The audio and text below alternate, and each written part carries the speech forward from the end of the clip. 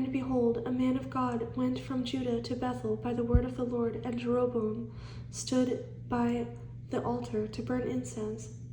Then he cried out against the altar by the word of the Lord, and said, O altar, altar, thus says the Lord, behold, a child, Josiah by name, shall be born to the house of David, and on you he shall sacrifice the priests of the high places who burn incense on you, and men's bones shall be burned on you.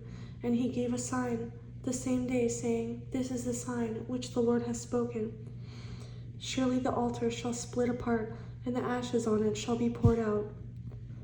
So it came to pass, when King Jeroboam heard the saying of the man of God, who cried out against the altar in Bethel, that he stretched out his hand from the altar, saying, Arrest him. Then his hand which he stretched out toward him withered, so that he could not pull it back to himself. The altar also was split apart, and the ashes poured out from the altar, according to the sign which the man of God had given by the word of the Lord. Then the king answered and said to the man of God, Please entreat the favor of the Lord your God, and pray for me, that my hand may be restored to me. So the man of God entreated the Lord, and the king's hand was restored to him, and became as before. Then the king said to the man of God, Come home with me and refresh yourself, and I will give you a reward. But the man of God said to the king, If you were to give me half your house, I would not go in with you, nor would I eat bread, nor drink water in this place. For so it was commanded me by the word of the Lord, saying, You shall not eat bread, nor drink water, nor return by the same way you came. So he went another way, and did not return by the way he came to Bethel. Now an old prophet dwelt in Bethel, and his sons came and told him all the works that the man of God had done that day in Bethel.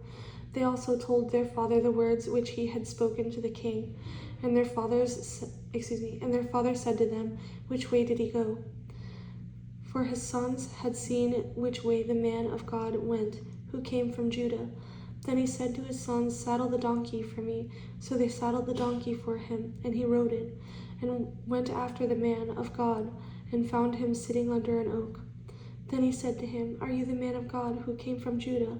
And he said, I am. Then he said to him, Come home with me and eat bread. And he said, I cannot return with you, nor go in with you, neither can I eat bread, nor drink water with you in this place. For I have been told by the word of the Lord, You shall not eat bread, nor drink water there, nor return by going the way you came. And he said to him, I too am a prophet, as you are. And an angel spoke to me by the word of the Lord, saying, Bring him back with you to your house, that he may eat bread and drink water. He was lying to him. So he went back with him, and ate bread in his house, and drank water. Now it happened, as they sat at the table, that the word of the Lord came to the prophet who had brought him back. And he cried out to the man of God who came from Judah, saying, Thus says the Lord, because you have disobeyed the word of the Lord, and have not kept the commandment which the Lord your God commanded you, but you came back, ate bread, and drank water in the place of which the Lord said to you, Eat no bread, and drink no water. Your corpse shall not come to the tomb of your fathers. So it was, after he had eaten bread, and after he had drunk, that he saddled the donkey for him, the prophet whom he had brought back. When he was gone, a lion met him on the road and killed him, and his corpse was thrown on the road, and the donkey stood by it. The lion also stood by the corpse. And there men passed by, and saw the corpse thrown on the road, and the lion standing by the corpse.